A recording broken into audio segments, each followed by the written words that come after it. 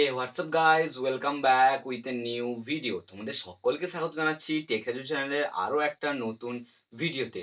তো গাইজ, তোমরা যখন ইউটিউবে কোনো ভিডিও দেখো, সেটাকে তোমরা লক্ষ্য করবে যে ভিডিও টপিকটাতে তুমি ভিডিও দেখছো, সেই ভিডিও টপিকটার একটা ভিডিও শেষ হওয়ার পরে সেরকম রিলেটেড ভিডিও আরো নিচেতে অনেক ভিডিও সাজেশনে চলে আসে। তো এটা কি করে হয়, এটা কি করে সম্ভব? হয়তো তুমি ধরো একদিন একটা ভিডিও যে টপিকের উপর দেখলে, তার পরের দিন ইউটিউবটা খোলার পরেই সেই টপিকের আরো অনেক রকম ভিডিও তোমার কাছে ফার্স্ট পেজেতে চলে আসে। এটা কি করে হয়? এটা হয় শুধুমাত্র একমাত্র ট্যাগস এর জন্য।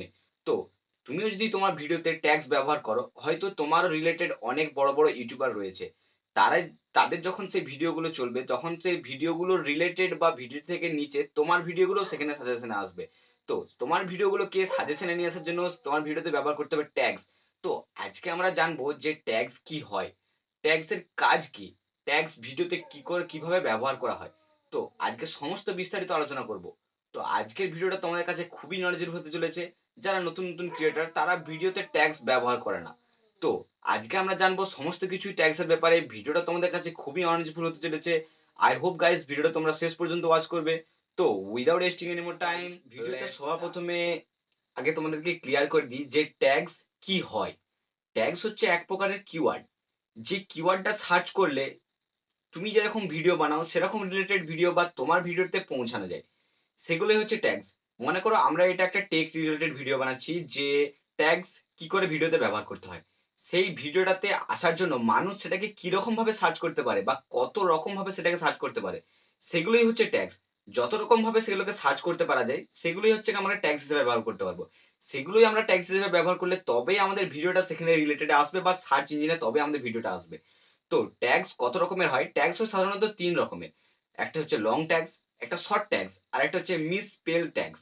তো সমস্ত কিছুটা বিস্তারিত আলোচনা করার জন্য যেতে হবে আমাদেরকে মোবাইল স্ক্রিনেতে। তো মোবাইল স্ক্রিনেতে যাওয়া যাক এবং এক এক করে সমস্ত ডিটেলস তোমাদেরকে দেওয়া যাক। তো মোবাইল স্ক্রিনে আসার পর আমরা সবার প্রথমে ওপেন করে নেবো নোটপ্যাড। যেটাকে তোমাদেরকে করতে হবে ইউটিউব অ্যাপেতে, যেখান থেকে তোমরা ভিডিওটা আপলোড করো, সেখান থেকেই তোমাদেরকে এটা করতে হবে। আমরা এটাকে এক্সাম্পল স্বরূপ নোটপ্যাডেতে দেখাচ্ছি। যে আমরা এক্সাম্পল স্বরূপ এখান থেকে একটা টাইটেল, ভিডিও টাইটেল নিয়ে নেবো, যে how to create a YouTube video বা how to create a YouTube channel. একটা ইউটিউব চ্যানেল কি করে ক্রিয়েট করা যায়, একটা ইউটিউব চ্যানেল কি করে ক্রিয়েট করা যায় সেরকম হচ্ছে যে how to create a YouTube channel. এটা একটা ট্যাগস, এটাকে আমরা একটা ট্যাগস হিসেবে ব্যবহার করতে পারি। তাছাড়াও এ ইউটিউব চ্যানেল ক্রিয়েট ক্যাসে করে, এটা একটা হিন্দি ট্যাগস, যেটা আমরা বেঙ্গলি চ্যানেলেতে ব্যবহার করতে পারি। যখন কোনো হিন্দি অডিয়েন্স এটাকে সার্চ করবে, তখন আমাদের ভিডিওটা সেখানে আসবে। ট্যাগ সাধারণত কমা দিয়ে দেওয়া হয়। ট্যাগসে সমস্ত একটা ট্যাগস লিখবে, তারপরে কমা দিবে এবং তারপরে আবার একটা ট্যাগস লিখতে হবে, নাহলে সেটাকে ইউটিউবে মানে গ্রাহ্য করা হবে না সেই ট্যাগসটা। এরপরে আমাদের এছাড়াও এখানে ট্যাগস হতে পারে যে হাউ টু, এরপরে আমরা এখানেও একটা ট্যাগস ব্যবহার করতে পারি যে how to create a YouTube channel 2021। এটাও একটা ট্যাগস হিসেবে ব্যবহার করা যায়। এগুলো এখন আমরা সব লং ট্যাগস এর কথা বলছি, এখন কিন্তু শর্ট ট্যাগসে আসছি না। এখন লং ট্যাগস এর কথা বলছি। আমরা সবার প্রথমে লং ট্যাগস এর সম্বন্ধেই বলবো। এরপরে এখানে আর কি কি ট্যাগস হতে পারে, আর কি কি রকম ভাবে মানুষ এটাকে সার্চ করতে পারে। আর যেরকম ভাবে মানুষ এটাকে সার্চ করতে পারে যে how to create A channel in Bengali tutorial, বাংলাতে সমস্ত চ্যানেল ভিডিওটা বেঙ্গলি টিউটোরিয়ালে হতে পারে। এরপরে আসছে আমরা শর্ট ট্যাগসে, যে ইউটিউব, এটা একটা শর্ট ট্যাগস, এটাকে আমরা শর্ট ট্যাগস হিসেবে ব্যবহার করতে পারি।